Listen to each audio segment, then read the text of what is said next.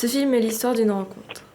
Nous quatre, élèves au collège Michelet en 2006, et en face, 4 personnes, détenues, élèves ou habitant près de l'école Michelet à Tours, au début des années 40. Il peut être délicat de manipuler la mémoire, parfois intacte, parfois inexacte, souvent douloureuse. Notre but n'est pas d'exhiber la souffrance ou l'abomination de la guerre, mais plutôt d'échanger, de transmettre une histoire que nous refusons de laisser disparaître. À travers ces 4 histoires, nous tentons de comprendre ce qui s'est passé, de comprendre leur point de vue, leurs impressions, de comprendre l'impact qu'a eu cet événement sur leur vie, de comprendre la philosophie de la vie qu'ils en ont tirée, 60 ans après.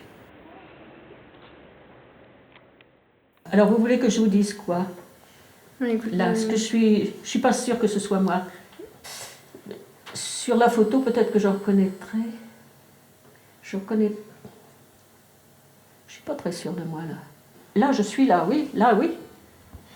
Et là, celle-ci, je sais. Je dirai pas leur nom. Là, c'est une fille qui devait s'appeler Geneviève Blard. Là, elle devait s'appeler Ginetta Fono. Là, je ne sais plus. Là, je ne sais plus. Je revois très bien la configuration de l'école, oui, ça très bien. C'était une école sans étage. Et c'était une école, imaginons ça, rectangle comme ça. Alors il y avait donc la façade, celle que vous avez vue sur les photos, la façade. Une cour qui faisait ça, si vous voulez, une cour. Les cabinets, on ne disait pas les toilettes, cabinets, un préau, ici. Une sortie, enfin que j'ai vu, je revois le portail, qui donnait rue Pasteur. Et là, les classes étaient en enfilade. Et elles ouvraient sur le couloir. Ouvrait-elle ailleurs? Je ne me rappelle pas. Moi, je suis entrée à l'école en 1933, pour mes 6 ans, je ne devais pas avoir tout à fait 6 ans. Et j'en suis sortie en 1939. La guerre n'était pas déclarée. Et là, il y a eu la période transitoire. Je me souviens très très bien de la déclaration de guerre, très bien. Mais ça s'est passé pendant les vacances scolaires. La période d'occupation de l'école-prison, je ne l'ai pas connue. Enfin, en tant qu'élève, il n'y avait plus d'élèves. Hein. Moi, je n'ai pas connu ça. J'ai connu cette période en tant que résident dans le quartier. Et je savais que, nous savions, qu'il se passait des choses, parce que l'école se trouvait là, dans les maisons neuves qu'il y a là, quoi. Parce qu'elle a brûlé, je crois, en 1949. Là. Mais vous continuiez à vivre autour de l'école, à passer, à... Ah ben bien sûr, puisque moi j'habitais là, hein. Bien sûr. Bien sûr. Vous avez... Maintenant, est-ce qu'on était autorisé en permanence à passer rue Michelet? Je ne saurais le dire. Hein. On y a vu des camions embarquer des prisonniers, mais vous savez, l'occupant avait tous les droits. Hein. Et les Français n'en avaient plus aucun. Aucun. Vous essayez quand même de garder un quotidien le plus normal possible. Non, ça ne pouvait pas être normal. Ça ne pouvait pas être normal. Ça ne pouvait pas. Là, c'est le coin de la rue Chalmel et de la rue Michelet, tout à fait derrière, là. Donc ces bâtiments, ils existent encore ou alors, ils ont été... c'est plus les mêmes. Alors là c'est l'impasse, si vous voulez, est entre cette maison-là et l'avenue de Gramont. Et ces maisons qui ont été démolies, ce sont des maisons qui donnaient sur la rue Michelet. Les maisons qu'il y a rue Michelet, ce sont des maisons neuves, enfin après-guerre. Alors ça, c'est vraiment le quartier, alors là, oui. Ça, c'est l'avenue de Gramont, les arbres de l'avenue de Gramont. Et nous sommes là, derrière. Ces maisons-là sont des maisons, mes voisines, rue Chalmel, Et moi, je suis là, derrière. Enfin, c'est difficile à imaginer. J'ai donné mes carnets de correspondance de l'école supérieure. Il y en avait, parce que mes parents avaient gardé tout ça. Et il y avait des annotations, enfin des instructions de la part de la directrice, précisant quelle était l'attitude que devaient avoir les élèves vis-à-vis des troubles d'occupation. Pas de provocation, pas de signer des parents. Je me rappelle d'une fois, ça c'est plus de l'école, mais j'étais dans le train, je revenais de chez ma grand-mère. Mon père était de la Vienne et nous étions allés voir ma grand-mère. Et revenant par le train, 2 Allemands étaient à côté de nous, parce qu'ils ils étaient partout. C'est pour ça qu'on les appelait des dorifores d'ailleurs. Comme sur les pommes de terre qu'on allait... Hein, c'est encore une autre histoire, ça. Mais ils ont fait une remarque en allemand, ils ont je sais pas quoi dit, et mon père de dire, écoute-les pas, ils sont fous. Et il y a eu un moment de malaise. Bon, ça s'est arrêté là.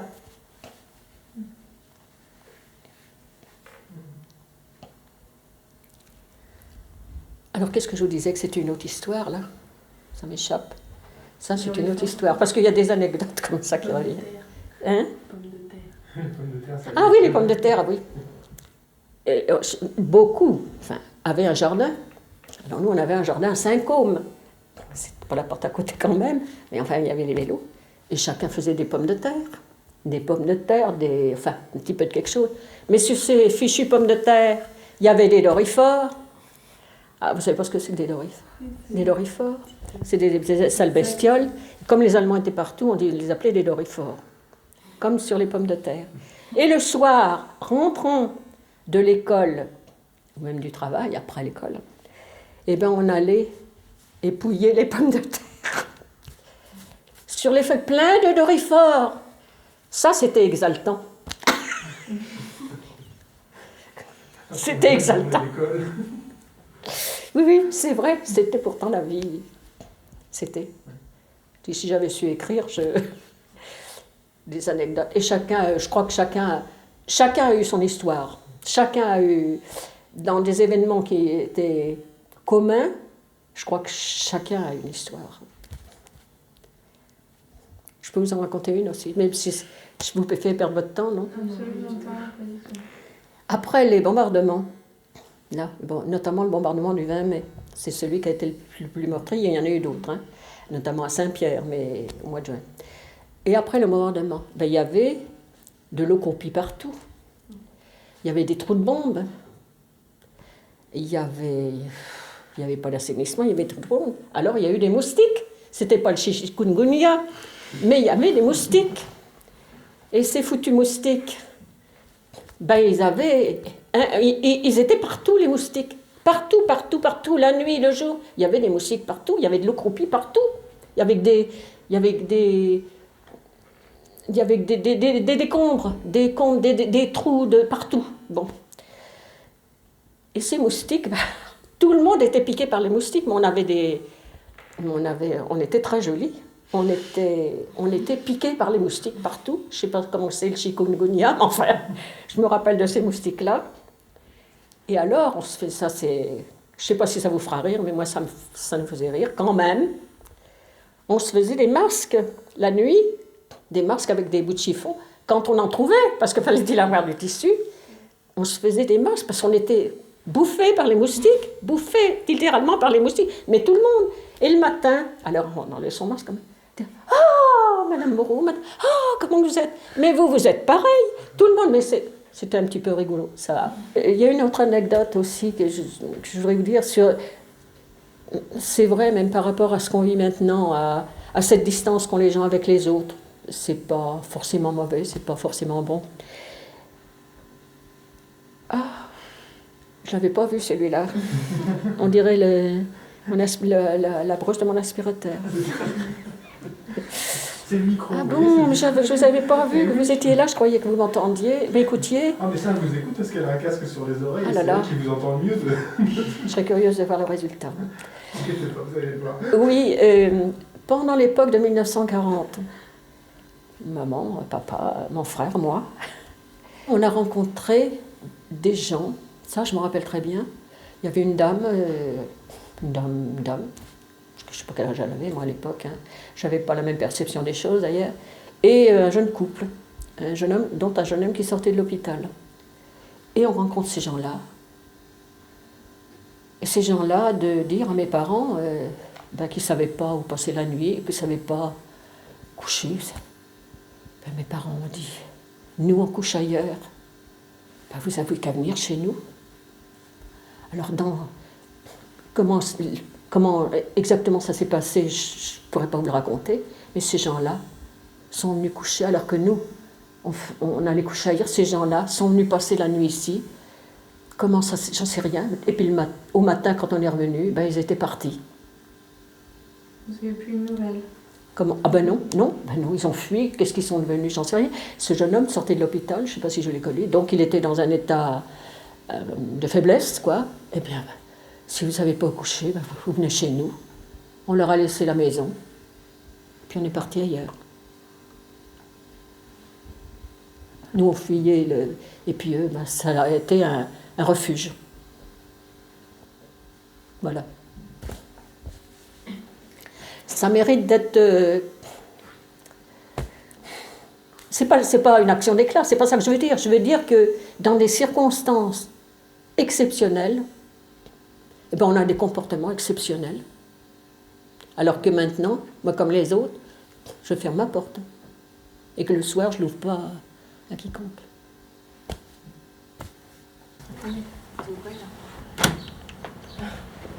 Mais là, j'en ai des photos de la maison. Là, cette maison-là, non, pas ça, celle-ci, là. Là, cette maison à l'étage, là, il y a la rambarde. Alors, c'est pas cette maison-là que j'habitais. Oui, hein. elle a été refaite. Oui, la petite maison que j'habitais a été démolie il y a quelques années pour être reconstruite. C'est là que j'ai vécu les événements. Tous les événements. De 39 à nos jours.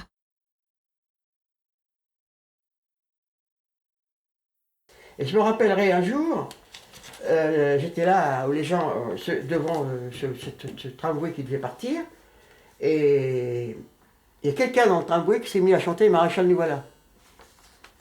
Et bien tout le monde a chanté Maréchal nous voilà. Il paraît que même à l'école, souvent, Ah oui? on prenait... Oui, alors moi ça me plaisait pas.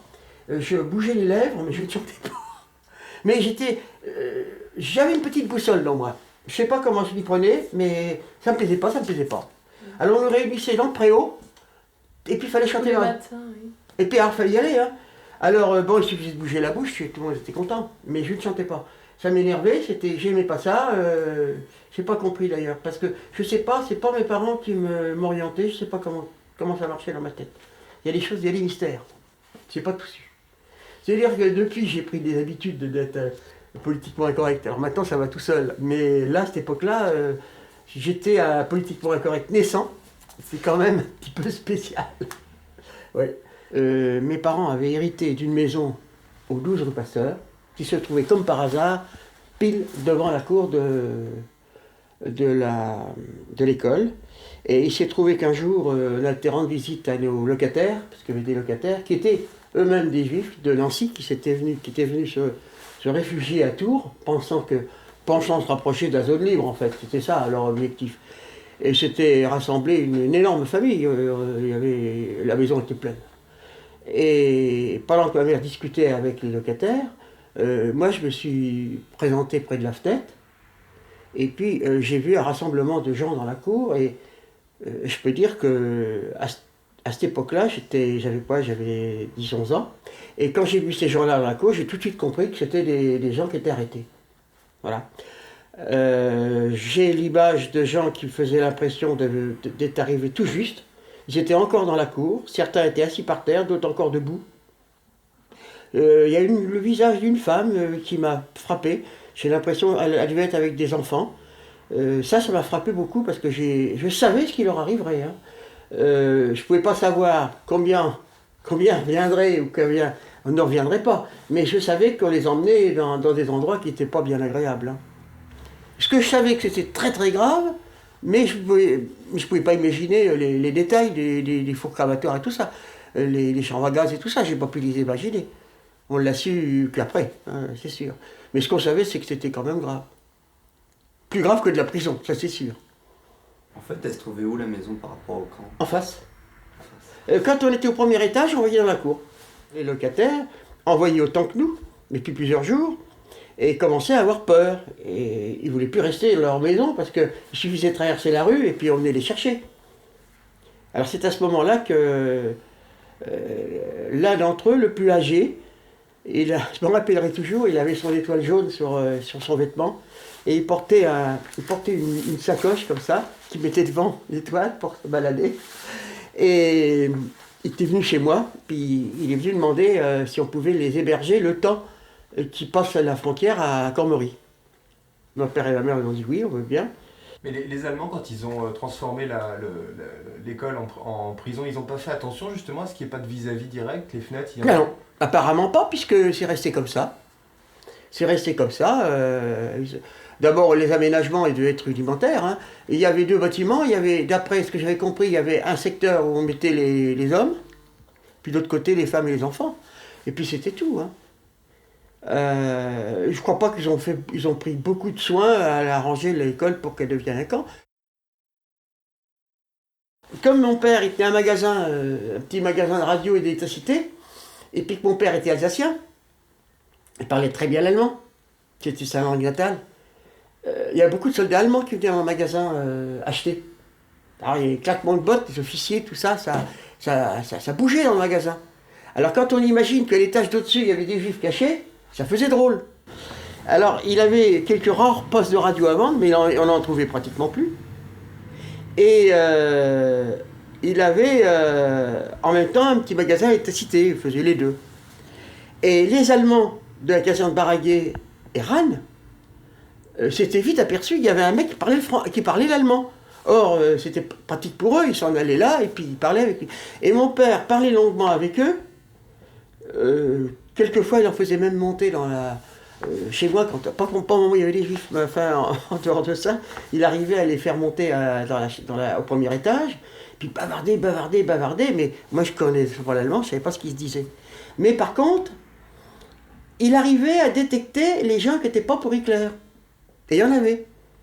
Et c'est comme ça qu'il en est arrivé, à plusieurs reprises, à amener les Allemands dans son atelier, il avait un atelier, et je les ai vus penchés sur le poste de radio, écouter la radio anglaise.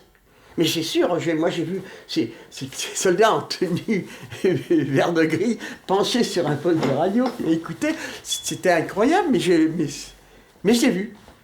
Et écouter la radio anglaise pour un Français, c'était les camps de concentration. Et pour un Allemand, c'était le plateau d'exécution, c'était drôlement grave. C'était interdit d'écouter la radio anglaise. C'est d'ailleurs pour ça qu'il y avait la petite musiquette qui faisait marcher sans arrêt. Les Allemands envoyaient des signaux radio, des signaux de son qui ressembleraient plutôt à une musique, pour dépasser le niveau des commentaires des speakers d'Angleterre, et en même temps pour repérer les gens qui écoutaient cette radio-là. J'avais l'habitude de la discrétion, je savais qu'il ne fallait pas parler, aussi bien dans un sens que dans l'autre, fallait être prudent, et j'arrivais à savoir tout.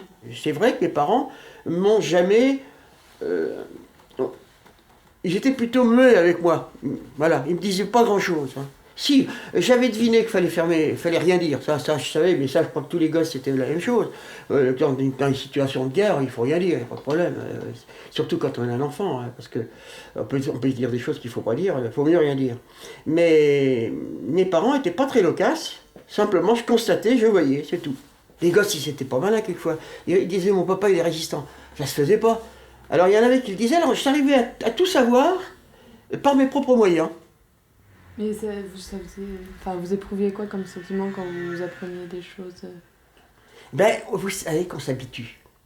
Moi, j'avais un petit copain, place de Strasbourg. Il était juif, son père était tailleur. Et puis j'allais jouer chez lui. Puis un jour, j'y suis allé, il n'y a plus personne dans la maison.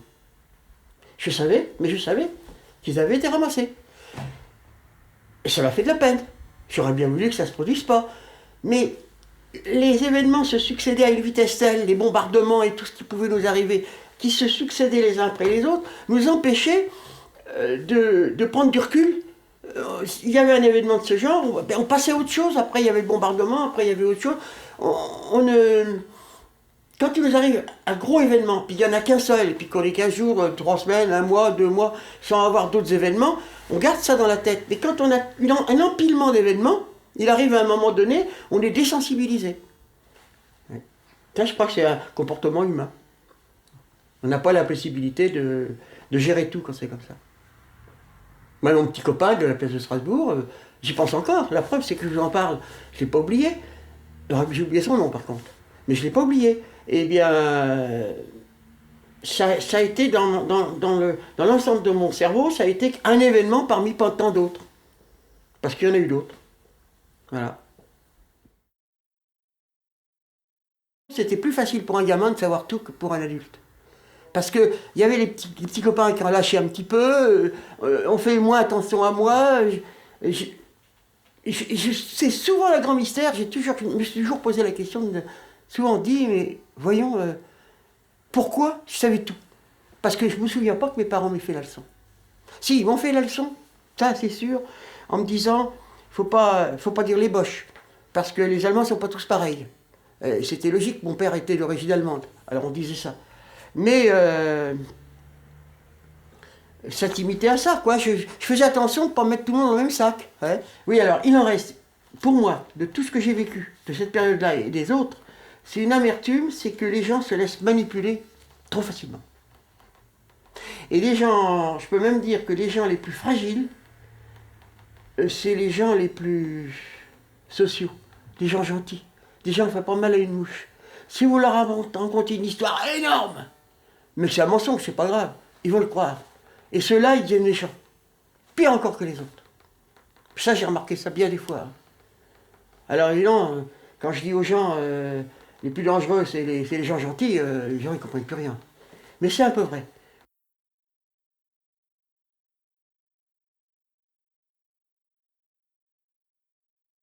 Oh, mon enfant, je suis née aux États-Unis. Mon père est venu à la guerre de 14 avec l'American Legion pour combattre à la guerre de 14-18.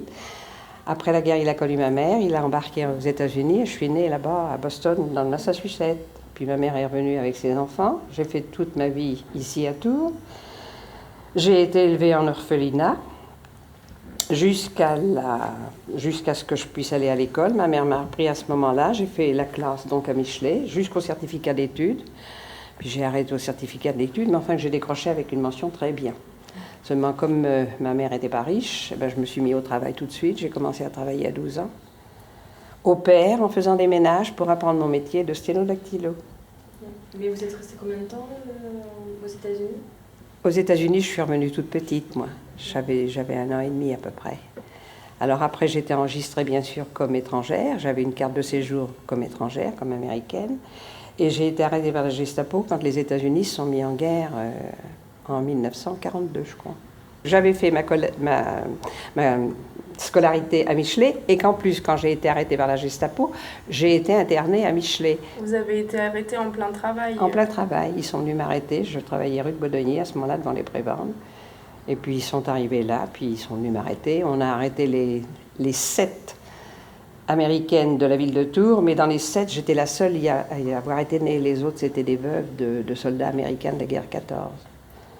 Et ils vous ont donné quoi comme justificatif? Pardon?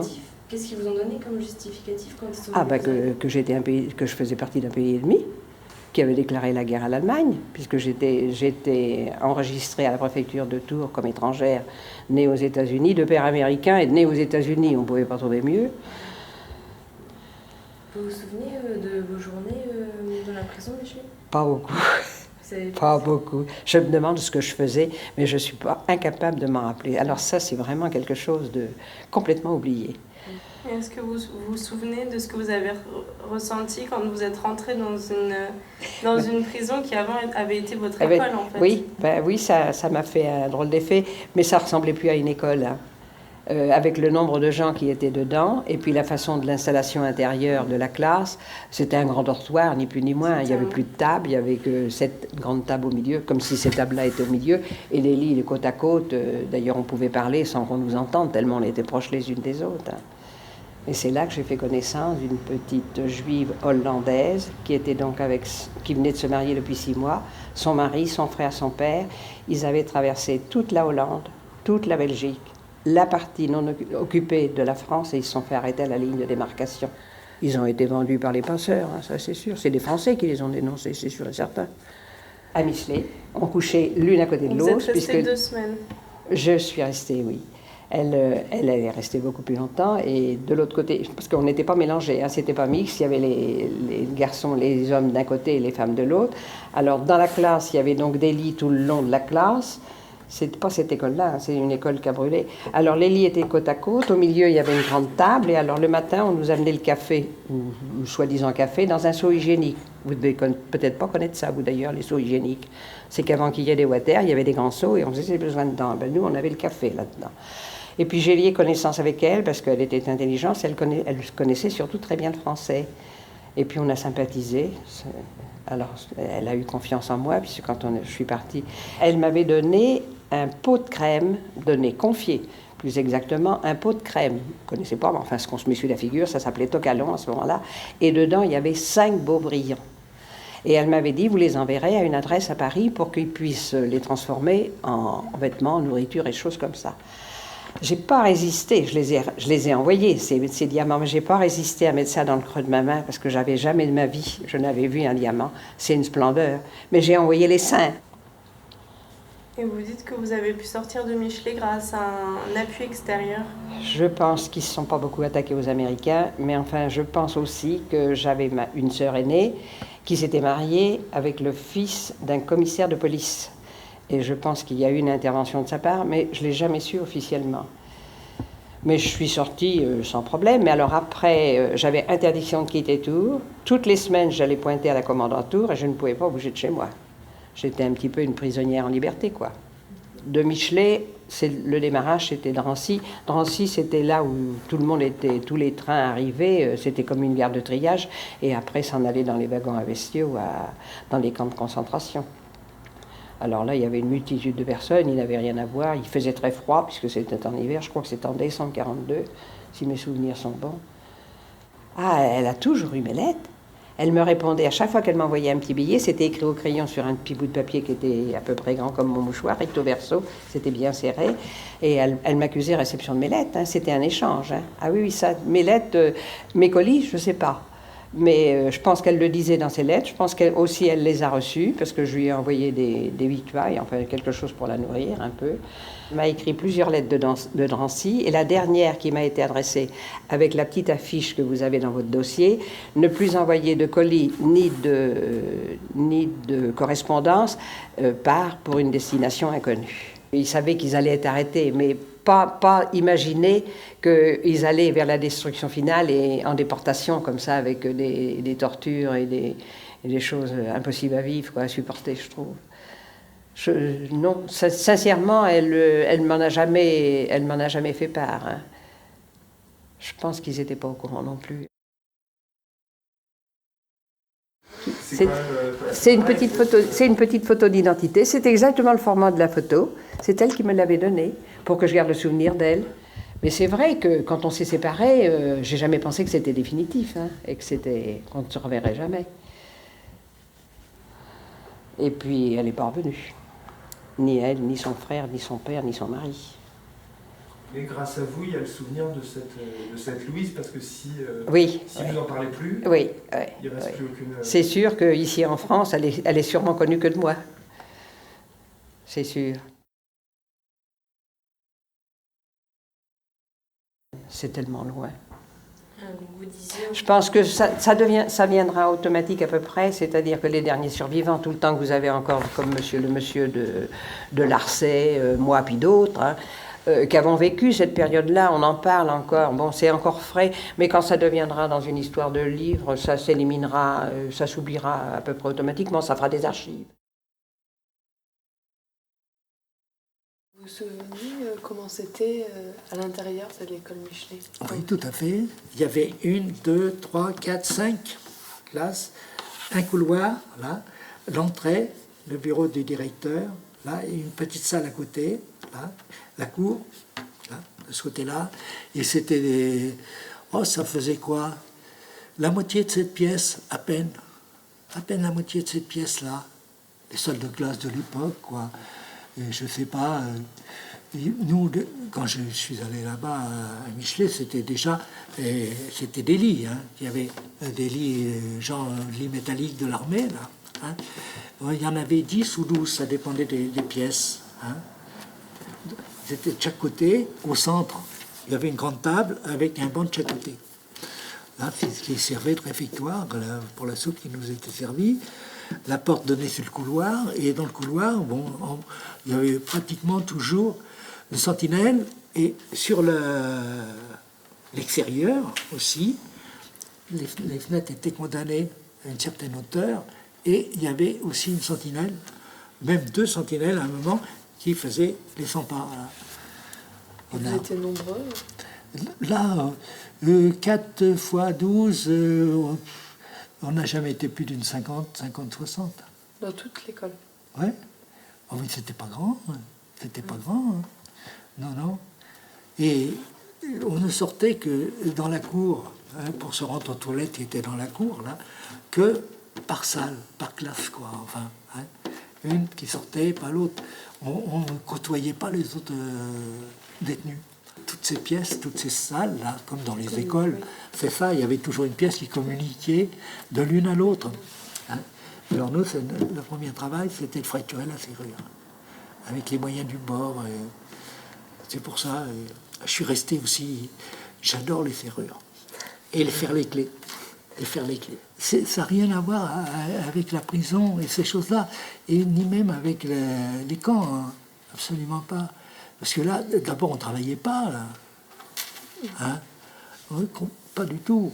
Et on avait une période, il y a eu possibilité aux familles d'apporter au moins un vêtement ou à manger, c'était très difficile parce que tout le monde était rationné quand même, là. Hein? Et j'ai eu une fois la visite de rencontrer ma mère. C'est tout. Oui, avec ça. Et pourquoi vous avez été arrêté la première fois? La première fois, j'ai été arrêté, voilà, je faisais partie d'un groupe, là. Nous, on était rattachés à la première compagnie FTP d'Indre-et-Loire. La radio, pratiquement, dépendait entièrement de l'État français. Les journaux, c'était pareil, étaient censurés et tout. Et toutes les nouvelles que nos copains imprimeurs et tout pouvaient avoir, ils faisaient des tracts pour dire aux gens, là voilà, il y a des combats à tel endroit, on ne vous en parle pas, mais hein, les Allemands piétinent, là, hein, bon, et on distribuait ces choses-là. Je suis incarcéré à la prison de Tours, là, jusqu'au mois de septembre. En septembre, il y a eu de très nombreuses arrestations en juillet et août, et en septembre, la prison, hein, nous sommes 4 et 5 par cellule. Hein, bon. Ils décident, les SS décident de nous transférer justement dans les baraquements de l'école Michelet, qui était rue Michelet, là.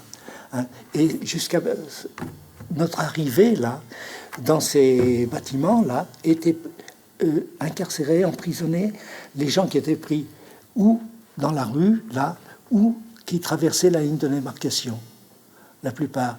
Et on est une quarantaine à être transférés de la prison à Michelet. Alors, on passe un certain temps là et on commence à réfléchir comment on pourrait partir, parce qu'on s'est rendu compte que ces bâtiments sont en bois et tout, et qu'il y a peut-être une possibilité d'évasion. Après avoir réfléchi pas mal, et avec des gens qui étaient de la corporation, des charpentiers, dont un camarade qui était de Bléré, là, qui était dans le bâtiment, charpentier, il y avait un peintre, un couvreur. Et on s'est dit, voilà, la façon dont sont faits ces baraques, là, on doit pouvoir décoller les lames de parquet qui est au plafond, là, mais on n'a pas d'échelle. C'est assez haut, on n'a pas d'échelle, tant pis, on trouvera. Et effectivement, il y a des bancs pour prendre le repas à la table, qu'il y a au milieu de la pièce, il y a des bancs. Alors, c'est des bancs en bois avec des pieds métalliques, là, qui sont faits en forme d'X. On en assemble deux l'un sur l'autre et ça nous sert d'échelle. On perce le plafond, hein, et on fait une incursion dans le faux plafond, ce qui est extrêmement dangereux parce qu'il n'y a pas de parquet en haut. On ne marche que sur des petites lattes qui font quelques 7-8 cm de large. Il ne faut pas passer au travers, sans ça on est dans les baraques en dessous. Hein. Et il y a 5 classes comme ça, les unes en enfilade. Les camarades qui étaient désignés, c'était la corvée ça, qui étaient désignés pour balayer le couloir le matin, hein, ils avaient un escabeau pour nettoyer un peu les vitres et tout, mais ce qu'on avait fait, c'est qu'ils retiraient les ampoules, 1 ou 2 ampoules dans le couloir, mettaient un papier et les remettaient en place. Ça fait qu'on était dans le noir, on était dans le noir, et que les gardiens qui étaient à l'extérieur, hein, à travers les vitres, ils ne pouvaient pas nous voir parce qu'il n'y avait pas de lumière de l'autre côté. Et presque toutes les nuits, c'était ça, jusqu'à temps qu'on ait percé le plafond. Et aussitôt qu'arrivait le matin, le réveil, à 6 heures du matin, là, il fallait que tout soit en place, tout soit caché à nouveau. Et au bout de 8-10 jours, on avait réussi. Il y avait un gars qui avait fait le tour jusqu'au bout du bâtiment, et il avait dit, pas de problème, au bout du bâtiment, c'est des lattes de bois avec des ardoises. On va démontrer ça proprement. Et, mesdames, il y aura 3,50 m à sauter. C'est tout. Et est arrivé le 13 décembre 1943. Et ce matin du 13 décembre, on a commencé vers 4h30 le matin. Et après avoir ouvert le trou, on est passé sur le toit et les uns après les autres, on s'est évadé. Mais il fallait faire attention parce que la sentinelle patrouillait sur ces 30 mètres à peu près, 30 mètres, un peu plus là, et elle venait jusqu'au coin du bâtiment. Et elle repartait. Alors, on avait pris, on attendait. Quand il avait fait le tour, il y avait les copains qui avaient à peu près enregistré. Ils avaient dit, voilà, le temps qu'il aille au bout et qu'il revienne, il y en a à peu près, il faut compter jusqu'à 40, 50, pas plus. S'arrêter à 40, c'est bon. Parce qu'il n'aura pas tourné encore au bout. Il fallait sortir très rapidement de la ville avant que l'alerte soit donnée. Hein? Et notre principal souci, c'était la rue Michelet, de passer le pont de Saint-Sauveur dans pas plus de 8 à 10 minutes, hein, pas plus. Hein? Et alors, il fallait courir, mais c'était quand même le couvre-feu. Alors il fallait être très attentif, hein, là, aux patrouilles. Les patrouilles, c'était pas terrible, parce qu'il y avait une chose, avec les 5-6 soldats de la patrouille, avec leurs bottes, hein, on pouvait les situer à 200 mètres de nous, on les entendait. Hein. Le plus terrible pour nous, c'était la police de l'époque. Là, ces gens qui étaient en bicyclette et qu'on appelait les hirondelles. Je ne sais pas si vous avez entendu parler de ça. C'était une brigade de nuit, ça. C'était des policiers civils en vélo. Et ils avaient une casquette plate et une grande pèlerine, comme ça. Alors on les appelait les hirondelles. Et ceux-là, on ne les entendait pas venir. Hein, c'était très, très désagréable. Après notre évasion, là, ils ont vidé complètement. L'école Michelet, c'est fini, il n'y a plus de détenus. Hein, ils s'étaient rendus compte que c'était trop fragile, enfin, ces choses-là. Il n'y a pas eu d'autres détenus après. Pourquoi on vous a repris? Là, on m'a repris parce qu'il y a eu dans la région, là, en 1944, il y a eu des parachutages dans la région de Preuilly, le Grand Pressigny, là. Et il y a eu le ratissage de toute la région par les faits de gendarmes, la Gestapo. Enfin, moi, j'ai pas eu de chance parce que l'interprète de la Gestapo de l'époque m'a reconnu pour la bonne raison, c'est qu'en 1939, on joue au football ensemble. Et je me suis retrouvé à la prison de Tours, à nouveau. à 6 heures du matin, j'avais été arrêté la veille. Hein. À la prison de Tours. Là, je suis resté pas très longtemps. Pas très longtemps. Envoyé sur Compiègne, où c'était un centre de regroupement, le camp de Compiègne. Le 27 avril, on était embarqués là. On ne savait pas où on allait d'ailleurs. On ne savait pas où on allait. Et dans le wagon où j'étais, quand on a passé Breslau, là, parce qu'on arrivait à voir à travers les fentes, les petites fentes des wagons qui n'étaient pas très ajustées, qu'il y a un gars qui dit « mais on s'en va au switch ». Donc, c'était un officier de police de la région de Bordeaux qui était avec nous, déporté avec nous, et donc lui savait déjà qu'Auschwitz existait. Voilà. Et il savait ce que ça Oui, recouvrait, oui. Auschwitz. Oui, oui, il savait tout à fait. Et il vous l'a dit alors? Oui, oui, il nous l'a dit. Il nous l'a dit, en principe, et les gens qui vont là-bas sont exterminés en arrivant. On ne nous a pas emmenés à la chambre à gaz, qui était à 100 mètres à peine, là. On nous a laissés là, pendant 3-4 jours. D'abord, en arrivant, on nous a tatoués. Hein, on nous a tatoués. Et on est tatoués par ordre alphabétique, hein, avec les prénoms. Parce que mon frère porte le numéro 84, c'est André. Moi, c'est Delphin, je porte le 85. Et mon cousin, qui était avec nous, porte le 86. Il est décédé, lui. Birkenau reste là 4 ou 5 jours, à peu près dans ses baraques, et on nous transfère dans d'autres baraques où il y a déjà des détenus. C'est des juifs tchèques qu'il y a dans ces baraques. On nous met avec eux, hein, et on voit ces gens-là, et je ne sais pas, il y en a un qui nous interpelle et qui nous dit, au bout de quelques jours, il dit « Vous avez de la chance, vous allez repartir. » Hein? Et moi, pour moi, hein, j'étais un peu plus vieux que vous, pas beaucoup. L'ancien, là, hein, même le vieux, hein, c'est vrai. Dis, hein, oh, ouais, hein. Et il avait entendu, lui, c'est un Tchèque, parlait français, et puis il parlait très bien l'allemand. Il avait dû entendre. Et effectivement, parce qu'il nous dit, nous, on partira jamais d'ici. Jamais. Tous les jours, il y a des gens qui meurent, ou n'importe, qui sont envoyés en corvée, qui ne reviennent pas. Hein. Tandis que vous allez partir. Et effectivement, 2 jours après, il nous a mis une tenue rayée, parce qu'on nous avait pris nos vêtements. Elle nous avait habillés avec des vêtements qui avaient été récupérés sur d'autres déjà. Hein.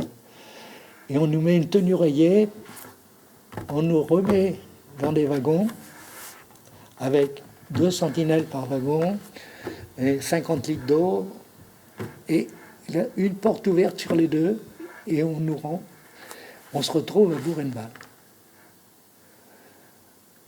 13 jours après être arrivé à Birkenau, on se retrouve à Buchenwald. Le petit camp, je suis affecté. Le temps que je suis au petit camp en quarantaine, là, on ne nous laisse pas rien faire. On nous envoie à la carrière. La carrière, alors là, c'est carrière à ciel ouvert. On tire des blocs de pierre, il y a des concasseurs, on fait du gravillon pour les routes, enfin des choses comme ça. Et la sortie, le plan incliné des wagonnets à la carrière à Buchenwald. Quand le treuil était en panne, c'était nous qui, 25 ou 30, on tirait le wagonnet et on retournait, c'était ça, 12 heures. Moi, je peux dire que, je sais pas, je dis j'ai de la chance. J'ai de la chance, peut-être que c'est vrai. Mais à l'époque où je suis arrivé, c'était le 13 mai, là, et j'en suis parti, après le bombardement du mois d'août, le 20 septembre, là. Mais, donc, j'étais dans la période d'été, hein, mais les gens qui ont passé ces années-là, sur ce plan incliné, dans 20 ou 30 cm de neige, avec 20 en dessous de zéro. Après la carrière, je suis affecté à l'usine, étant tourneur de la métallurgie. Bon, on m'a affecté à l'usine. Et le 25 août 1944, les Anglais rasent les usines. Là, un bombardement, plusieurs milliers de morts. Hein. Et c'est fini, il n'y a plus rien. Alors on nous expédie par petits groupes dans d'autres endroits, d'autres commandos qu'on appelle, où il y a des usines. Je suis en usine souterraine à Rotel-Bérode. Et le matin où je me rends, hein, la colonne se rend à l'usine qui est distante du petit camp qu'il y a 2 km à peu près. Et en arrivant à l'entrée du souterrain, dans la colonne qui sort, je vois mon frère. Brunnwald, Schenbeck, Rotel-Bérode, l'usine souterraine. On se dirige, on est en 45. On est en 45. L'avance des troupes américaines, là, qu'on franchit le Rhin et tout. Et nous, les colonnes. Alors là, on passe un mois épouvantable avec des centaines de morts parce que là, on marche 30 à 40 km tous les jours, pratiquement sans nourriture. Et on était un petit groupe de 5 Français, donc 4 Français et un Belge. Et là, on était toujours un peu inquiet quand même parce que t'es toujours encadré. Et le copain belge dit « Oh là, j'ai entendu parler un peu. » Il dit « Je crois bien que les sentinelles, là, les gardiens, veulent se sauver. Hein. » Alors il dit hein. Alors on entend. On s'est consulté et puis nous, on a quitté la colonne. On a quitté la colonne. Mais ce qui était quand même très dangereux parce que à l'époque, les Allemands qui n'étaient pas mobilisés étaient armés quand même dans les villages. Les gardes territoriaux, les Volkssturm qu'ils appelaient là. Hein. Et avec nos tenues là, ils pouvaient nous abattre purement et simplement s'ils nous trouvaient. Hein. Enfin, on s'est caché un peu quelques jours. Et un matin, on est réveillé par des gens qu'on connaissait pas, hein, qui avaient des mitraillettes, calots, leurs blouses là, les ceinturons garnis de cartouches. Et on s'était réfugiés, on avait fait une espèce de cabane dans un bois, on était là. Et le matin, on est réveillé par ces gars-là, là, ils étaient 3. On s'est dit, mais on ne connaît pas les tenues, rien du tout. Et puis, il y en a un qui nous a interpellés en anglais. Et notre copain belge parlait bien anglais, et c'était les troupes avancées de l'armée russe, quoi. Hein, là, c'est la fin de la guerre et tout. Bon ben, il faut reprendre. Je sais pas, on n'avait pas de psychologue à l'époque, rien du tout.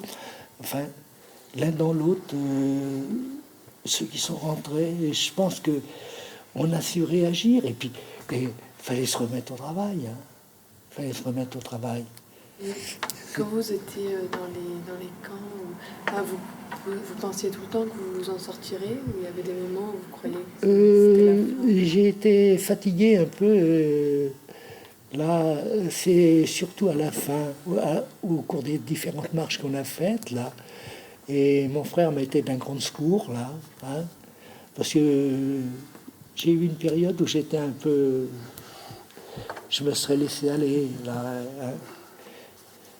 Mais sans ça, je sais pas, non, j'ai toujours eu... Hein, j'ai beau... Je sais pas si ça continuera à durer. Hein. Là, je ne sais pas, je touche du bois. Ça fait 52 ans que j'ai un permis de conduire sans accident. Hein, jamais une fois. Alors, ça, pourtant, hein, faut pas se trouver là au mauvais moment, c'est tout. Hein, comment dire autrement, hein? Je suis pas meilleur qu'un autre, c'est pas possible. Hein? Non. Et puis aussi, je pense aussi, le fait d'être jeune, on a beau avoir ça, c'est ce que je disais, moi, on a sa famille, Moi, mon père était décédé déjà depuis des années, mais j'avais ma mère. Mais celui qui était marié, qui avait des enfants et tout, hein, et il pensait à sa femme, à ses enfants et toutes ces choses-là. On est peut-être un peu égoïste. Bon, ma mère, c'est d'accord, j'avais ma mère, c'est tout. Ouais, hein. Puis, je sais pas, je pense pas qu'on réagisse de la même façon les uns et les autres. Je ne crois pas. On devient, on est endurci, on est... Ça n'a pas d'importance. Moi, j'ai dit, les gens, ils sont décédés. Bon, ben c'est fini. Hein. c'est fini. Il n'y a plus de vie, il n'y a plus rien. Bon, ben, on peut penser à eux, n'importe, mais bon, la vie continue pour les autres. Il y a des fois, je dis, est-ce que c'est vrai? Est-ce que c'est vrai 60 ans après? Et ensuite, quand vous avez eu une famille, vous leur avez tout de suite raconté l'histoire? Non. Non. C'est Vous comme avez ça. pas réussi? Non. D'abord, on avait l'impression, tout au début, en rentrant là, que les gens avaient d'abord beaucoup de mal à nous croire. Beaucoup de mal à nous croire. Et puis, il y avait un certain nombre de personnes qui voulaient quand même pas en entendre parler. Ils voulaient occulter cette période de la guerre, là, absolument. Hein. Et puis les autres, bon ben, hein, et puis je sais pas, on n'était pas interrogés ni rien, et puis peut-être un peu renfermés, hein, un peu renfermés sur nous-mêmes. On gardait ça pour nous, alors je sais pas. C'était difficile d'en parler parce que en 45, il y a eu les tribunaux, les jugements des collaborateurs, des dénonciateurs et toutes ces choses-là. Je vous dirais que j'ai participé en 40, oui, après le mois d'octobre 45 et 46, parce que j'ai repris le travail qu'après, tout ce qu'il pouvait y avoir de manifestations. Hein. Vous savez, quand je voyais les jeunes là pour le CPE, là, hein, ça, non, j'étais dans ben, j'avais 20 ans. J'avais 20 ans.